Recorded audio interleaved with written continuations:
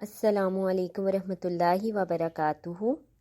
آج ہم دیکھتے ہیں کہ رمضان کی تیاری کس طرح سے کی جائے۔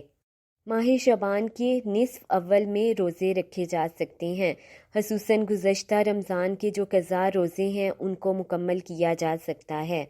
لیکن 15 شعبان کے بعد رمضان کی تیاری کرنی ہے اور جسم کی جو قوت ہے اپنی صحت کو برقرار رکھنا ہے تاکہ رمضان کا مہینہ جب شروع ہو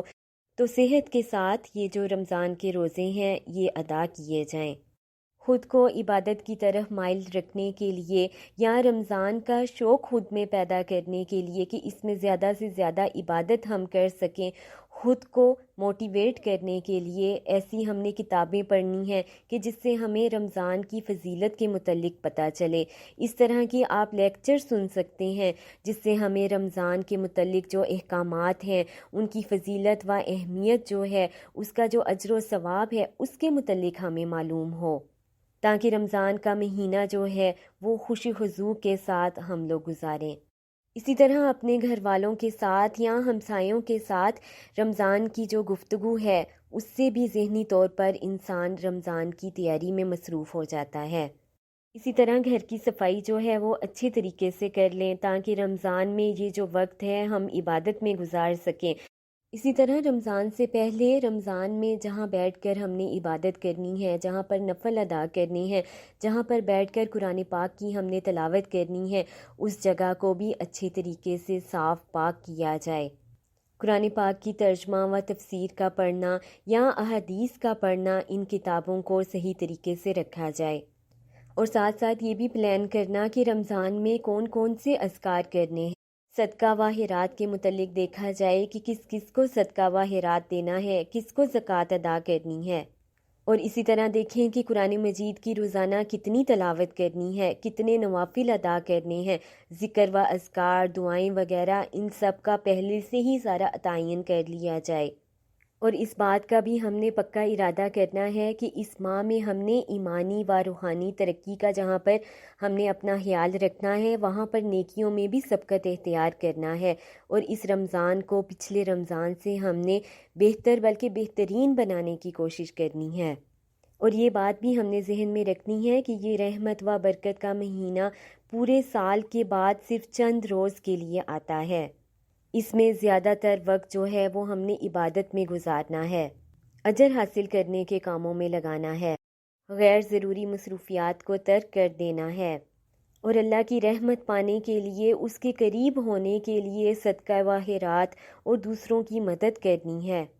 اور اپنے گناہوں پر نادم ہو کر غلطیوں کا اعتراف کر کے اور رو رو کر اللہ سے توبہ کرنی ہے۔ تمام مسلمانوں کی بخشش کے لیے بھی دعا کرنی ہے، اور اللہ کی رحمت سے کبھی بھی نا امید نہیں ہونا۔ اپنے گناہوں کو یاد کریں اور استغفار کریں، اور اللہ سے امید بھی رکھیں کہ اللہ تعالیٰ ضرور ضرور ان گناہوں کو معاف فرما دے گا۔ اور یہ بھی یاد رکھنا ہے کہ روزہ صرف بھوکے پیاسے رہنے کا ہی نام نہیں ہے، بلکہ اس میں ہر طرح کا تواضع اختیار کرنا ہے، اپنی سوچ کو بدلنا ہے، اپنے خیالات کو روکنا ہے، شیطانی وسوسوں سے خود کو روکنا ہے،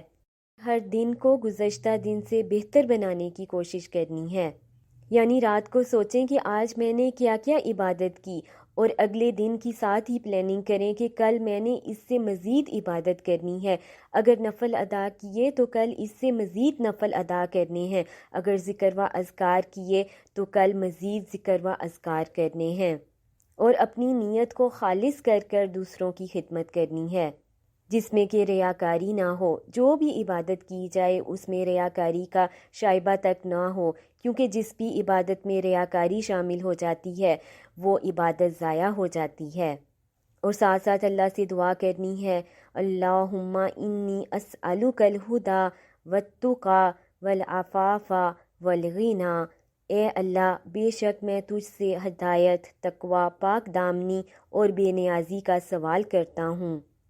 اور اب ہم نے دیکھنا ہے کہ چونکہ یہ رمضان کا مہینہ ہے، رمضان میں قرآن مجید کی تلاوت ہم نے کثرت سے کرنی ہے، اور کم از کم ایک قرآن جو ہے وہ ہم نے خود پڑھ کر اس کو مکمل کرنا ہے۔ پھر جب ہم قرآن شروع کریں تو اس کو ترجمہ و تفسیر کے ساتھ ہم نے شروع کرنا ہے۔ تاکہ رمضان میں ایک قرآن تلاوت کے ساتھ اور دوسرا ترجمہ و تفسیر کے ساتھ ہم پڑھیں، اور اسی طرح ایک قرآن تراویح میں بھی پڑھا جا سکتا ہے۔ قرآن مجید کو سمجھنے اور ترجمہ جاننے کے لیے ہم دورہ قرآن بھی کر سکتے ہیں، یا کسی مجلس میں بھی ہم شرکت کر سکتے ہیں، یا گھر بیٹھے اس کو آن لائن بھی سنا جا سکتا ہے۔ اسی طرح ہم نے صبح و شام اور نماز کے بعد کے جو اذکار ہیں ان کی بھی پابندی کرنی ہے۔ پیدل چلتے ہوئے اور گاڑی میں بھی ذکر الہی کرنا ہے۔ اس میں ہم درود شریف کی بھی کثرت کر سکتے ہیں، آیت کریمہ بھی پڑھ سکتے ہیں، اور استغفار کی جو دعائیں ہیں وہ بھی پڑھی جا سکتی ہیں۔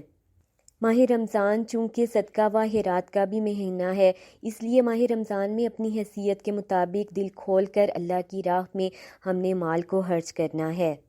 اسی طرح روزے داروں کی افطاری کا بھی اہتمام کیا جا سکتا ہے، لیکن خصوصی طور پر اس میں جو مساکین ہیں یا ضرورت مند ہیں ان کی افطاری کا ہم انتظام کر سکتے ہیں۔ اگر اور کچھ نہیں تو ہم کوئی نیکی کی بات کر کے کسی کو کوئی نیکی کا کچھ بتا کے بھی ہم ثواب حاصل کر سکتے ہیں، کیونکہ یہ بھی بہترین صدقے میں آتا ہے۔ اسی طرح آخری عشرے کی بھی پلاننگ کریں کہ آخری عشرے میں نے کس طرح عبادت کرنی ہے، کیسے اپنے وقت کو میں نے مینیج کرنا ہے کہ میں زیادہ سے زیادہ عبادت کر سکوں، کیونکہ جب انسان نیکی کے کام کا ارادہ کرتا ہے تو اللہ تعالیٰ اس کی مدد فرماتا ہے، اور اگر انسان کسی بیماری یا عذر کی وجہ سے وہ نیک کام نہیں بھی کر پاتا، لیکن اللہ تعالیٰ اس کی نیت کرنے کی وجہ سے اس کو اجر عطا فرماتا ہے۔ اللہ تعالیٰ ہم سب کو بہترین طریقے سے رمضان گزارنے کی توفیق عطا فرمائے، آمین ثم آمین۔ اور اللہ تعالیٰ ہم سب کو اپنے خاص چنے ہوئے بندوں میں شمار کر لے، آمین ثم آمین۔ سبحانک اللہم و بحمدک، اشہد ان لا الہ الا انت، استغفرک و اتوب الیک۔ السلام علیکم ورحمۃ اللہ وبرکاتہ۔